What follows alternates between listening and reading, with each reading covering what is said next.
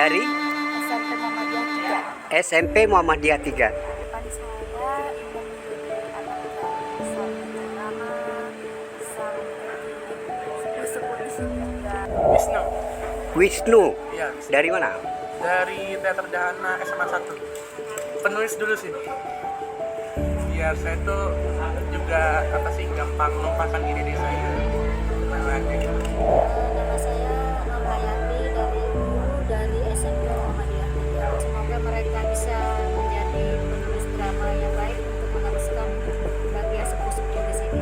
Komen tentang drama readingnya, tapi komen tentang kesiapan kita di atas pentas. Ya, terutama pemain perempuan tadi tidak siap menghadapi Mas Rudy yang lucu, akhirnya dia ingin tertawa.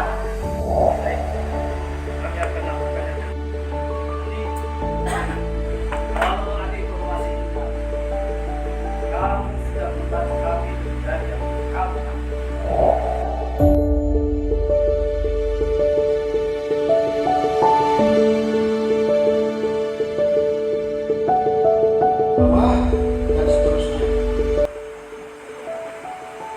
Nah, itu perbaikan pada tulisan judul, kemudian pada tokoh atau pelaku itu ditambah keterangan karakter, keterangan sosial. Sebagai naskah singkat, saya belum membaca total semuanya. Apakah ada tokoh protagonis, antagonis, dan tritagonis? Alhamdulillah ini hari kedua untuk penulisan workshop penulisan naskah drama dan pementasan drama ini. Seharian kemarin alhamdulillah ininya udah banyak yang didapat dari para pemateri, dan hari ini kita lanjut belajar untuk penulisan naskah. Yang mau saya tanyakan, ini yang saya alami, kadang-kadang saya menulis itu hanya mengikuti isi pikiran saya, sementara judul saya belum ketemu. Kemudian kadang-kadang juga sinopsis itu juga belum bulat. Ini mau dikemanakan ini? Dan yang mau saya tanyakan ke kakak-kakak di depan, idealnya kemana dulu ini? Apakah kita tentuin judul dulu, ataukah sinopsis dulu? Naskah, membuat sebuah naskah, harus mulai dari mana itu? Saya pikir setiap penulis naskah itu punya teknis atau cara masing-masing. Kalau Iwan sudah merasa harus enaknya memulai dari apa?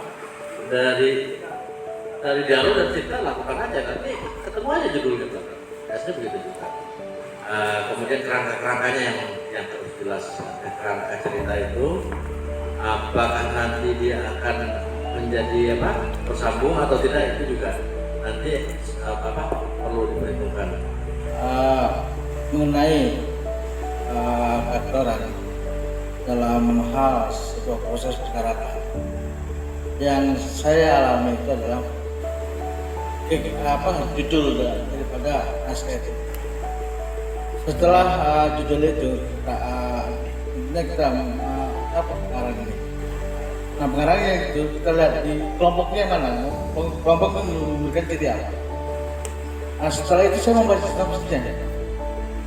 sinopsisnya, kemudian saya pelajari perannya, apakah itu antagonis atau protagonis.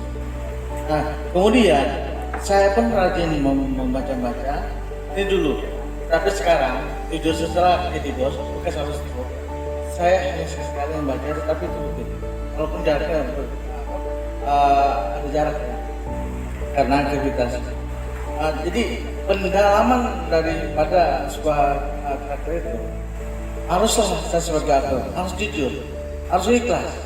Coba dong, ini kita berdialog, pandangan kita ini tidak coba matanya apa? Karena mata itu bisa saya bercerita dan bisa mengikuti aura lawan kita mau apa dia.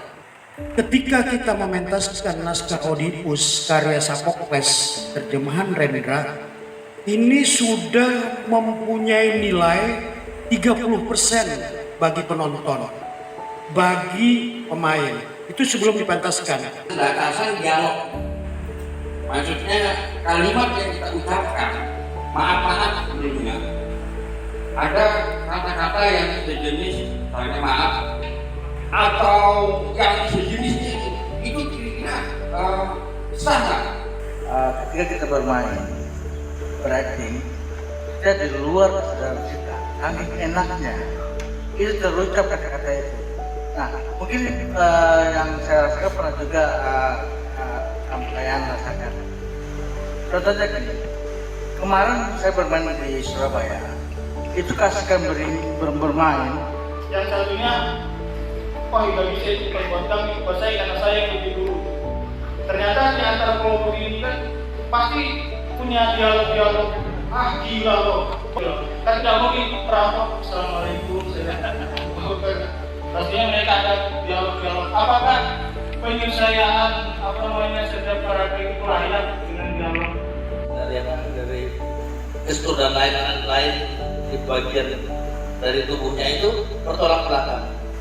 Setiap kali kalau saya mau memulai untuk menulis cerita, biasanya di moodnya ini kayak timbul naik turun. Jika kamu berbohong, hukuman yang akan kami jatuhkan lebih berat. Saya tidak bohong, Pak. Tolong percayalah. Kita akan cari tahu kebenarannya. Tapi untuk sekarang, kamu harus tetap di sini sampai semuanya jelas. Jangan kemana-mana.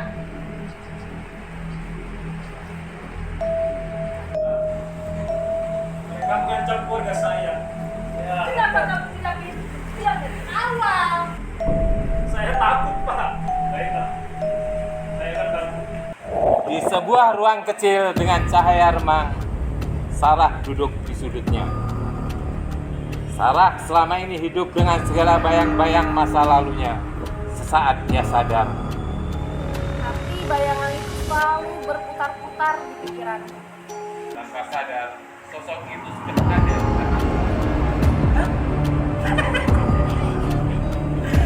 Kamu melihat aku seperti di masa lalu.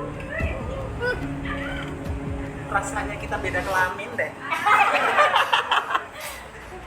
Ada peran-peran yang lain yang menciptakan konflik. Ada protagonis, antagonis, dan antagonis dan pendukung yang lain. Itu potensi untuk dikembangkan. Meski mistis, namun nyaris tak ada daya hidup. Nyanyian meringis dan membekap kocar-kacir kehidupan di pedalaman. Tak akan datang para roh-roh hutan, tanah, hewan, sungai, udara, kuman, dan tumbuhan. Perempuan dan dok itu terpaku di tempatnya, tak mampu bergerak. Satu persatu bermunculan sosok tubuh yang aneh. Apa? Roh. Jadi mereka roh gentayangan. Kita harus bertanggung jawab atas kedatangan mereka. Menjelma di pohon-pohon dan menjelma di rimba-rimba belantara. Aku roh yang berada di mana-mana.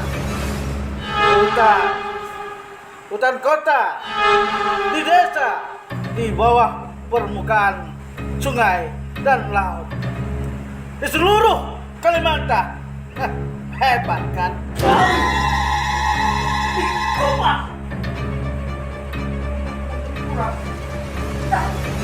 Sebenarnya atas nama saya sebagai pelaksana workshop penulisan cerita penulisan akan drama dan pentas drama ini menutup kegiatan kita ini dengan mengucapkan alhamdulillah. Alhamdulillah, mudah-mudahan kita bisa bertemu lagi dalam berbagai kesempatan yang berkaitan dengan masalah perniagaan. Ya, mudah-mudahan kita kembali dan melibatkan kegiatan tersebut untuk memperkaya kemampuan berkesenian kita, baik dan modern berkali modern yang juga kegiatan yang terkait dengan kegiatan tradisional, yaitu workshop seni Mamanda. Demikian, wassalamualaikum warahmatullahi wabarakatuh.